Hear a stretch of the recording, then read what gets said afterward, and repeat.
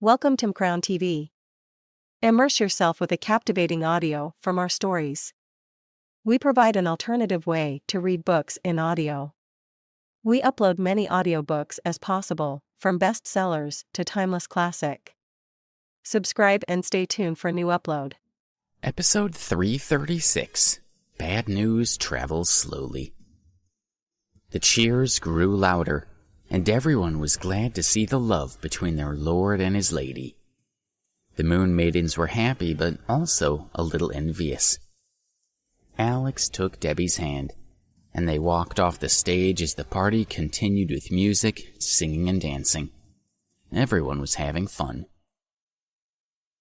"Let's go for a walk," Alex whispered to Debbie, leading her out of the hall. Outside, the moon was bright. The temperature was cool and the air was fresh. Alex hugged Debbie, trying to keep her warm. They sat down on a rock, whispering sweet nothings to each other, and Alex wrapped an arm around her. At midnight, fireworks burst over the dark sky, creating beautiful patterns in many colors. Combined with stunning scenery, it was a particularly romantic night. "Hey," Alex said, glancing at Debbie, who was watching the fireworks with rapt expression. "What?" she asked, turning to look at him. "It's a full moon," Alex said, giving a loud howl and making Debbie laugh. Debbie's smile is more beautiful than the fireworks, he thought. He pulled her in a little closer, squeezing her tight and kissing her lips. Debbie responded, kissing him back. They forgot all about the cold as they lost themselves in romantic kisses, feeling that this was the most perfect moment of their lives. A man approached them from the direction of the Moon Palace. His name was Rocky Dalton, and he was one of the Grizzlies, one of the gangs that had previously attacked the palace. When Rocky noticed that Alex was kissing Debbie, he was embarrassed and coughed a few times to get their attention. Alex and Debbie sprang apart, startled by the interruption, and Debbie hid her face, which had turned bright red with embarrassment. "Rocky, it's late," Alex said. "Did you need something?" "I'm sorry to disturb you," Rocky said. "But I just got the news that the Blood Brothers have declared war on the martial arts community. In the past 2 weeks, Lee Harshaw has killed the leaders of Black Swallow Academy, the Spitting Cobra Sect, the Deathmaster Sect, and the Golden Warrior Academy. Because we're in such a remote location, it takes a while for the news to filter through to us." Alex was surprised. Was it possible that the Blood Brothers had gone to Baltimore to avenge Damon's death? He thought. If so, that seemed to mean that he was responsible for what was happening. The Blood Brothers had killed the leaders of 4 martial arts sects, so they were clearly out of control. How could the community resist such an attack?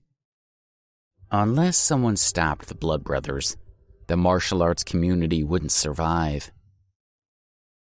"Sir, I heard that you defeated Damon," Rocky said. "That was really impressive." The fighting in Baltimore had happened a while ago, but this was the first time these local gangs had heard about it. In recent days, information about the war had begun to reach them, and they knew Damon had killed the legendary Paul Novak. Then, during the fighting in Baltimore, Alex defeated Damon, displaying a spectacular level of skill. Everyone had been shocked when they learned that Alex had defeated Damon. When the gangs had attacked the Moon Palace, they hadn't thought much of Alex, and they had expected to defeat him easily. But he had turned out to be much more skilled than they had realized. "Thanks, Rocky," Alex said. "What's the situation now?" "Lee contacted all the martial arts groups, asking them to meet at Silver Lake in Baltimore," Rocky said. "He plans to take his revenge later today." Today? Alex asked. He thought quickly. If Lee had dared to challenge the whole martial arts community, then he must be confident of success. If he failed, he would pay a heavy price, so he wouldn't have made the decision lightly. Alex felt responsible and knew he would have to stop Lee. Debbie, we need to go home, Alex said, looking at her. She was completely healed now, so they didn't need to stay any longer, and Alex was needed elsewhere. Okay, Debbie said, nodding. Alex, Debbie, and Rocky returned to the Moon Palace, where the party had finally ended. Alex went to the stage and announced his decision to leave immediately. The Moon Cult disciples all began to speak at once, not willing to let him leave, and the 4 Moon Maidens were worried. The Moon Palace is also part of the martial arts world, Alex reminded them, and it's my fault that the Blood Brothers have gone to Baltimore, so I have to go and fix this. Some of the disciples understood and offered their support. One woman stood up and called out, "You must go!" She turned around to look at her sisters. "We can't make him dishonor himself by forcing him to stay. Do you want him to be ridiculed by the martial arts community? I support his decision to go." Others began to join in, and they all shouted at once, "Support the Lord!" Alex was deeply moved by these women who believed in him. The Moon Maidens walked over to Alex. They all wanted to go with him. Rocky had said that Lee was extremely dangerous, so they wanted to be able to protect Alex. They begged to be allowed to accompany him, but he denied them, shaking his head. "I know the Moon Palace has a lot of important business coming up over the next month," he said. "You 4 are the backbone of the group, so you must stay here. I can't leave the Moon Palace unless I know you're here to take care of everything." "But who will take care of you?" Celeste demanded. "We worry about you," Celine said. "Take us with you," Callisto begged. "Yes," Luna agreed. "Take us." The Moon Maidens knew Alex was right, but they just wanted to be with him. They pouted at him, their eyes sparkling with tears, making Alex feel guilty. "You're being silly," Alex said, patting their shoulders. "How could he possibly disappoint these sweet women?" "Fine," he conceded. "But I can only take one of you, and the rest will have to stay here. You can decide which of you will come with me." He had no intention of choosing between them, so they would have to make their own decision. "Me!"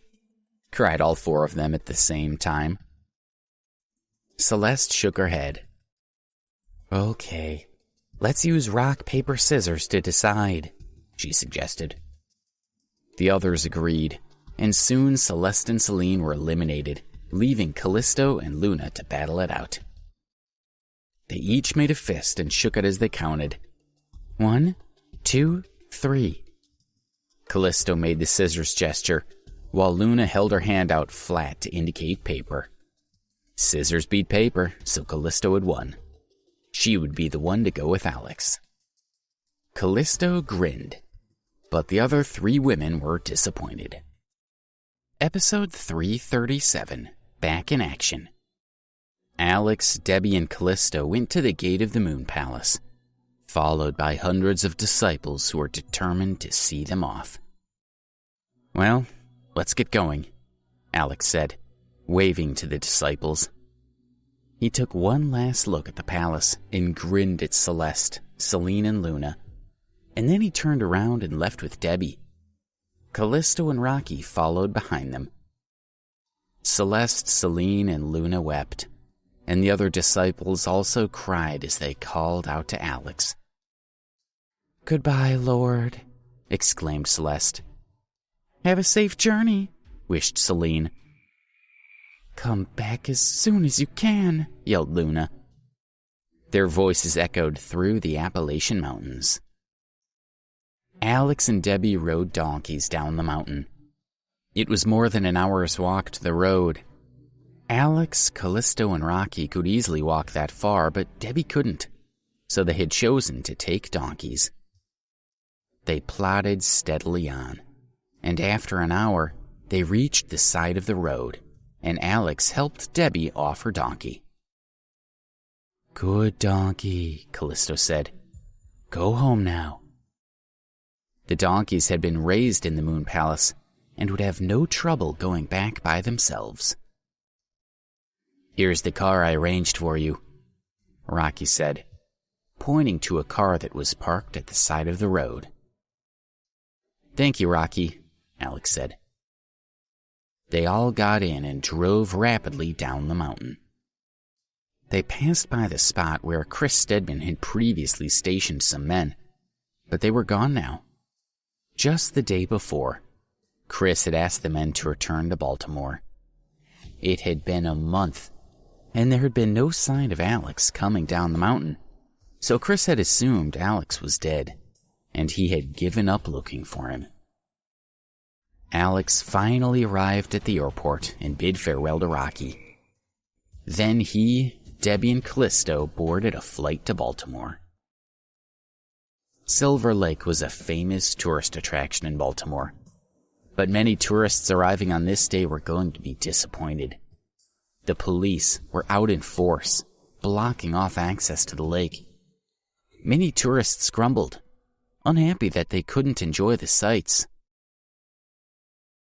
"You'll all have to leave," Officer Chelsea Woods said to the crowds. "The lake is closed to visitors today. Thank you for your understanding." The Baltimore police were currently responsible for maintaining order outside the Silver Lake area. They were aware of the meeting between Lee Harshaw and the martial arts community, but they couldn't intervene. All they could do was attempt to protect the public from whatever was about to happen. People from the martial arts community began to arrive, and Chelsea had to check their identities.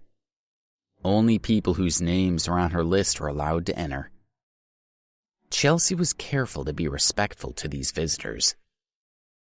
"Please go in," she said to Brody Kent of the Sunrise Sect. She knew this meeting was important for the survival of the martial arts community, and she was interested in what was going on. She hated Lee Harshaw for killing 4 of the martial arts leaders in Baltimore, and she wanted to see how the community would dispose of him.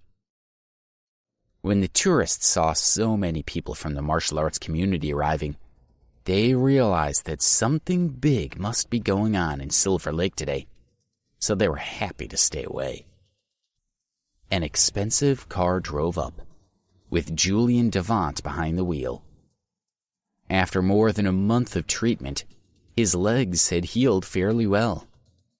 But as the doctor had predicted, Julian had been left with a limp. Chris Stedman sat in the passenger seat.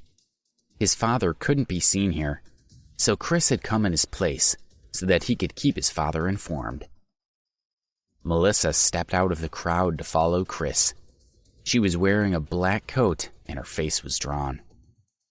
She looked around at all the police officers and everyone from the martial arts world. She knew the Blood Brothers were going to fight with the martial arts community, and she thought it was because she had killed Alex.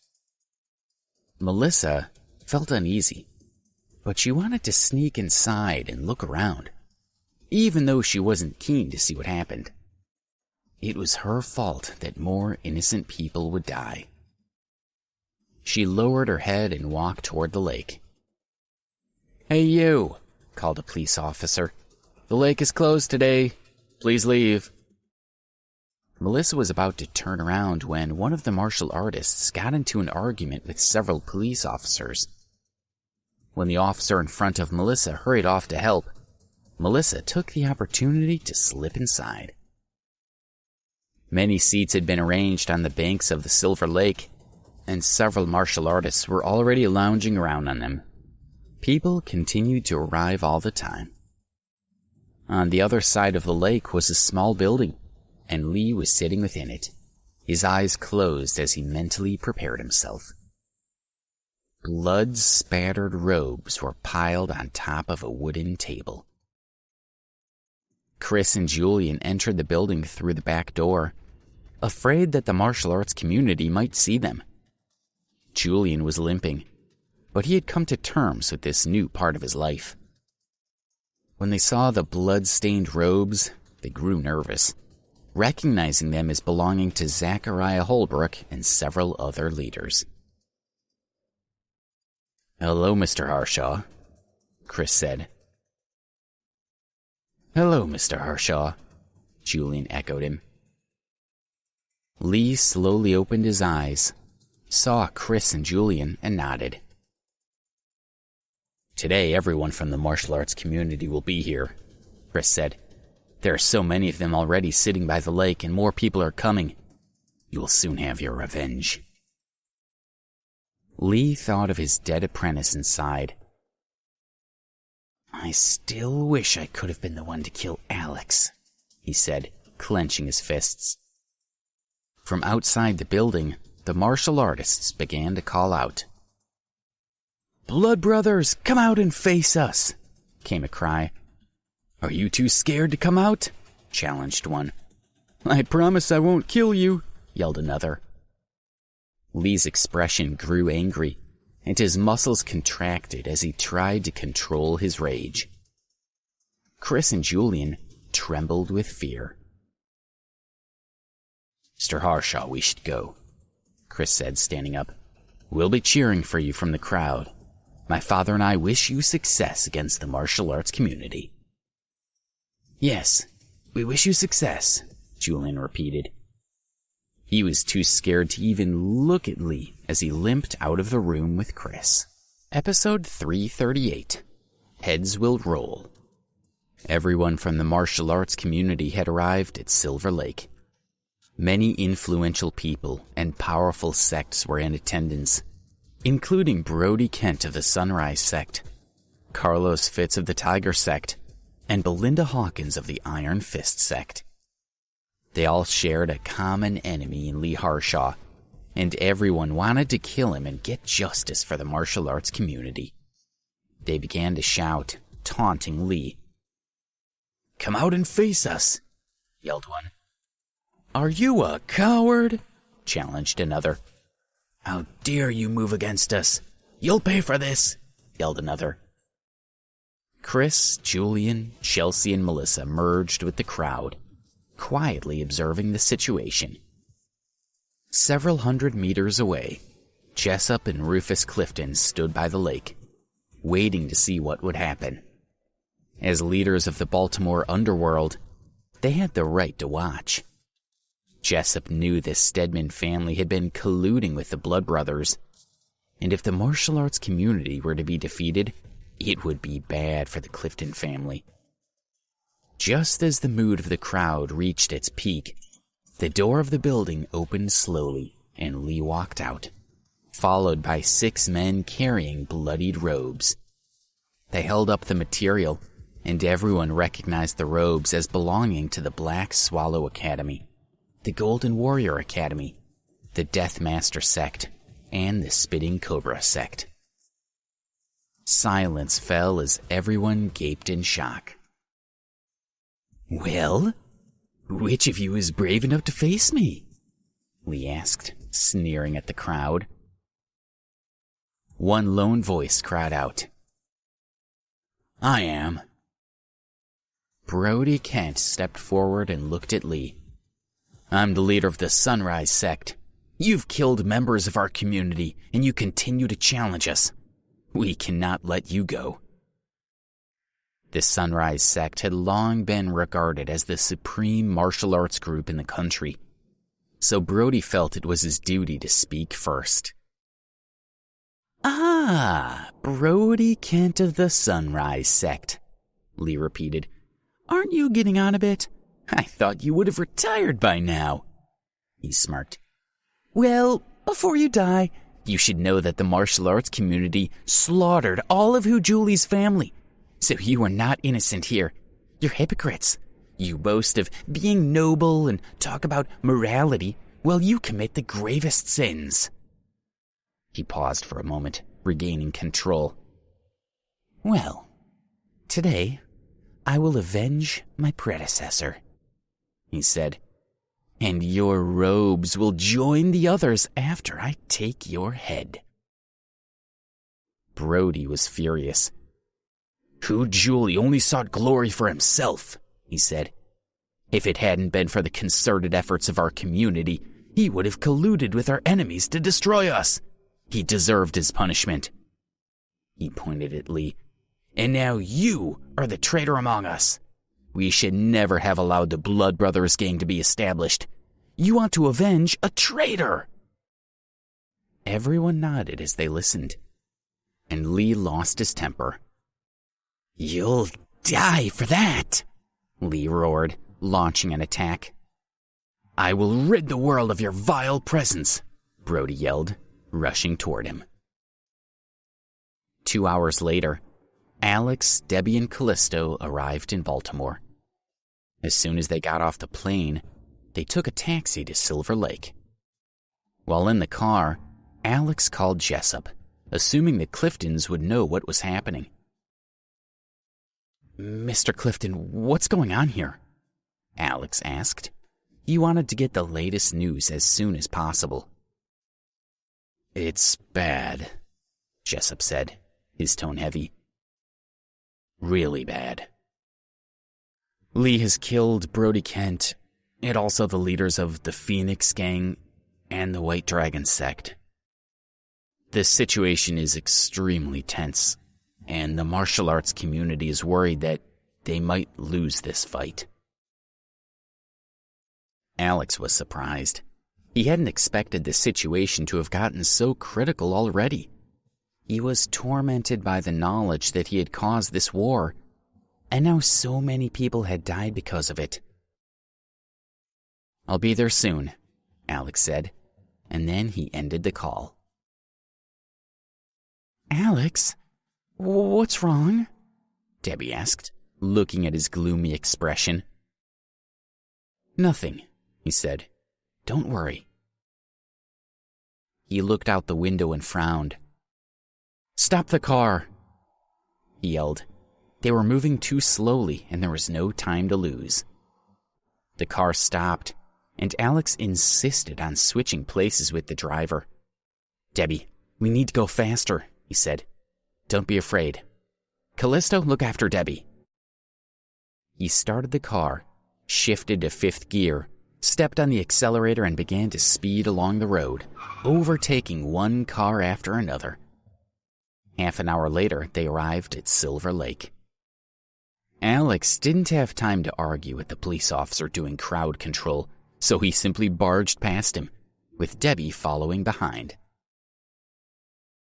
Lee decapitated his opponent and tossed away the head. He had done this so many times now it was becoming routine. He waded into the lake, washing the blood off his face to clear his vision. His clothes were drenched in his enemy's blood. He looked over at the shore and laughed at the fighters there. "The Sunrise Sect, the White Dragon Sect, and the leader of the Phoenix Gang have all fallen. Who's next?" Everyone in the martial arts community was angry, but no one dared to step forward. If even Brody Kent couldn't defeat Lee, then how could they do any better? "What?" Lee asked. "Have the rest of you become cowards?" Still, no one spoke. Lee grinned. "You all competed with each other to kill Hu Julie's family, but now that it's your turn to die, you're not so keen to volunteer. It's a miracle that any of your sects have lasted this long. You're all worthless." "You..." Grayson Ashbury of the Pouncing Leopard School began to speak, but his wife stopped him. She whispered, "You promised me you wouldn't fight. Everyone who has accepted the challenge is dead. Don't do this." "But..." Grayson began. And then he sighed, giving in. All of the members of the Iron Fist sect looked at Belinda Hawkins. It was clear that Lee would not be defeated easily. So would Belinda fight? Belinda thought it over. She didn't want to waste the chance to make Iron Fist the most respected sect in the community. But Lee was really powerful, and she wasn't sure she could beat him. Then again, Lee was insulting the entire martial arts community, so how could she ignore the challenge? Improving the standing at the Iron Fist sect would be a wonderful achievement, but she needed to fight for the sake of the whole community. Lee had to be stopped. "You're all talk," Belinda called out to Lee. "No one cares what you think, and they'll care even less once you're dead." She drew her sword and attacked. Episode 339, A Blast from the Past. "Stupid woman," Lee taunted Belinda. "I'm not the one who's about to die." He wasn't even slightly worried. After all, he had already killed Brody Kent. What could Belinda possibly do? Lee exploded into action, bursting out of the lake and rushing at Belinda. The Iron Fist sword technique stressed the combination of striking hard and moving swiftly, and Belinda had perfected the fighting style over several decades. She used it now to attack Lee, managing to wound him. Lee bellowed in pain. "You think you're so skilled," Lee said, scowling at her. "But you're only making a fool of yourself." He kicked out hard, hitting Belinda's sword, knocking it backward. The tip of the sword almost hit her face, but she managed to control it, just in the nick of time. Lee took advantage of the distraction to attack, and Belinda couldn't react quickly enough. A couple of brutal kicks broke her leg and cracked several of her ribs. She stumbled and fell into the lake, sending water splashing everywhere. The other martial artists were worried that Belinda might die. They couldn't look away, desperately willing her to get back up. Lee strode into the lake, moving effortlessly. Belinda stabbed out at him, trying to save herself, but she was seriously injured and had little strength. She was really struggling to continue. "And you thought you were good enough to kill me?" Lee taunted her, grabbing her sword. He pulled hard, dragging Belinda through the water and raising her to her feet. "Now you can join the others in death," Lee said, lifting his sword to behead her. "No!" came a sharp cry from the shore. A young woman rushed at Lee. The woman was a disciple in the Iron Fist sect. She held her sword in her hand, anxious to save Belinda, who had been like a mother to her. She couldn't let Belinda die. "No, go back," Belinda cried, knowing that Lee would simply kill them both. She knew she couldn't be saved, and there was no point in both of them dying. "Stay there," the woman yelled. Then she ran at Lee, thrusting her sword at him with all her strength. "Idiotic girl," Lee said, laughing at her. "Do you want to die too?" He turned toward her and lashed out. He would deal with this problem first, and then kill Belinda. Lee easily disarmed the woman. It was obvious she was just a rookie, and she didn't have much skill. She had probably only been practicing for a few months. It made no difference to Lee. He still intended to remove her head. The woman froze, knowing she was doomed. But just as the sword was about to splice through her neck, something hit the blade, sending vibrations up Lee's arm and preventing the fatal blow. Shocked, Lee realized that someone had thrown a knife. It was closely followed by another, and another. If Lee didn't deal with this new attacker soon, then it would only be a matter of time before he got seriously injured. A figure flashed by and grabbed the woman's shoulder. Lee reached out and grasped her arm. For a moment, the woman got tugged back and forward between them, before finally being pulled away. The woman felt a little dizzy, and her arms hurt from being pulled in 2 directions at once. But she knew if Lee had won, then she would be dead. So she was grateful that her rescuer had proved to be stronger. She followed the man who had saved her, placing more distance between herself and Lee. She felt safe with her hero, but she felt that he seemed familiar somehow. "Are you all right?" Alex asked her. As soon as he had reached the lake, he had seen that Lee was about to kill the woman, so he had thrown a blade in an attempt to save her. Alex turned around to look at her, but when they saw each other's faces, they were both stunned. They stood there, motionless, gaping at each other. Alex recognized the woman as Kathy, who had been his girlfriend when he had been at Preston University. Back in New York, Alex and Kathy had fought, and then Kathy had dropped out of Preston University and disappeared. It wasn't until Minnie had given Alex the farewell letter Kathy had left him that Alex realized Kathy had turned over a new leaf. In the letter, she had said she was going away and would learn to forget him. He had never expected to see her again, especially not under the current circumstances. Kathy now looked completely different from when she had been at Preston University.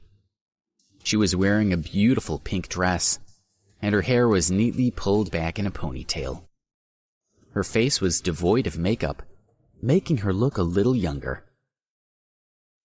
"It's you," Alex said, his brain turning to mush. "Thank you for saving me," Kathy said shyly. She hadn't realized Alex had been the one to rescue her. Seeing Alex again for the first time in ages, Kathy's heart beat faster. "You can let me go now," she murmured. Alex noticed he still had an arm around her waist and quickly dropped it, stepping back. They stared at each other, feeling awkward. And then the other martial artists began to applaud Alex for saving Kathy from Lee. "Bravo! Well done!" Many of the martial artists looked at Alex in astonishment. They had been involved in the martial arts community for a long time, but they couldn't recognize which school this young man had come from. They wondered who he was. Some of the martial artists thought about the fighting that had taken place in Baltimore more than a month ago. Had this young man been involved? "You're very skillful," Lee called, watching Alex from the lake. "Before I kill you, why don't you tell me your name?" He had always admired skilled martial artists, even when they were his enemy.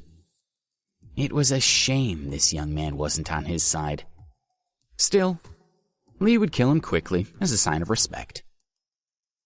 Alex spotted the blood-stained robes that had belonged to Zachariah and the other leaders, and he saw the fallen bodies, including that of Brody Kent. Anger rose within him. "Listen up," he called. "I'm Alex, the Lord of the Moon Palace, and I stand with the martial arts community.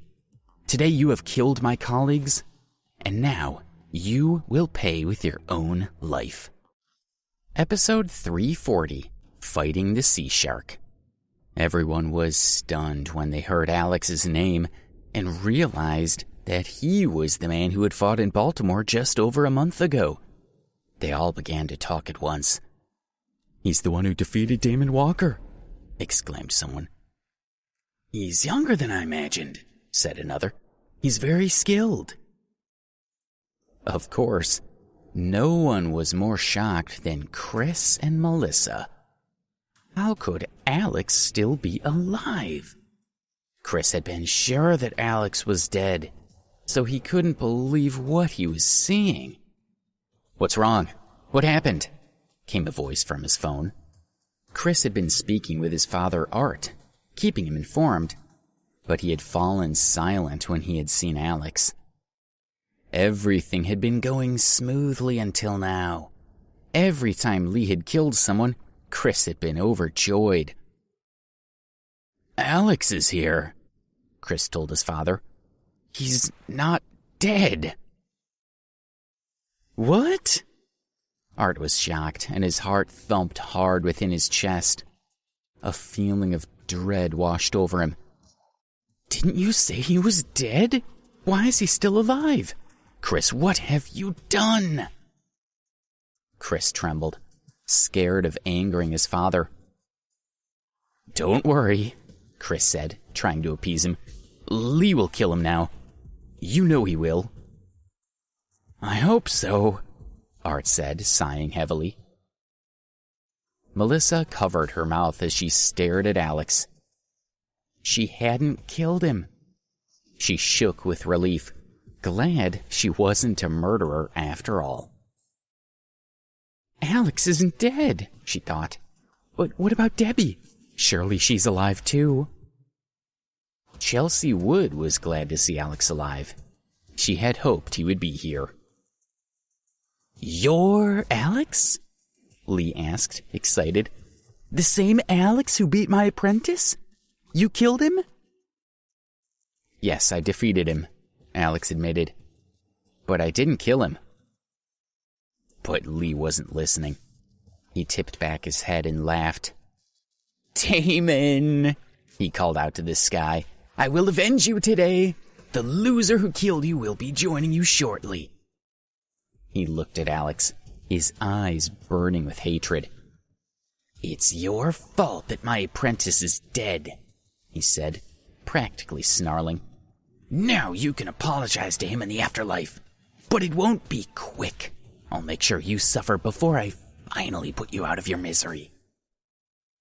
Lee let out a fierce roar and launched himself out of the water straight at Alex, who was caught by surprise. He hadn't expected Lee to get out of the lake so quickly. Alex leaped up, avoiding Lee's strike. Xavier's internal power was at work in Alex in combination with the power he had already inherited from Zora and Georgina, making him faster and more agile. Lee was surprised by Alex's level of skill. No wonder he had been able to defeat Damon. But Lee would be careful not to underestimate him. "You're very good," Lee conceded, looking him over. "It's a pity that you crossed me. Now you'll die just like the others I've disposed of today." He struck out again, rushed at Alex with his teeth bared. He kicked out, trying to sweep Alex's legs out from under him. Alex leaped out of the way, easily evading him. Lee realized that sheer strength wasn't enough to deal with Alex. His opponent was too slippery and was managing to elude him. Then Alex lashed out at Lee, who hurriedly raised his arms to block. But the contact stunned Lee, sending shockwaves through his body. Alex's strike had been extremely powerful. When he stepped back, Alex hit him in the chest. Lee managed to block Alex's next punch and quickly stepped aside. "Why aren't you boasting now?" Alex called. "Why are you backing away?" Alex didn't give Lee a chance to catch his breath. He chased him, landing blow after blow. Lee tried to avoid him, too busy trying to defend himself to fight back. Alex fought fiercely, confident in his abilities, and Lee was shocked that he couldn't land a single blow. "Why is he so powerful?" Lee thought. "He can't be much older than 20. There's no way he should have that much power or skill." He began to fear Alex. Alex's attack was impressive and overwhelming. The martial artists, who had been subdued for the last 2 hours as they watched their fellow practitioners fall, now felt able to cheer for Alex. "Come on, Alex!" exclaimed one. "Kill him!" yelled another few. "Not so arrogant now, are you, Lee?" screamed another man. Lee fell into the lake, creating a huge splash. Alex went in after him, continuing to fight. Even in the water, his moves were powerful and graceful. He kept his balance, managing to remain upright. Everyone was surprised. They hadn't expected Alex to be so skilled at fighting in the water. None of them were so good at it. But Alex wasn't as experienced as Lee.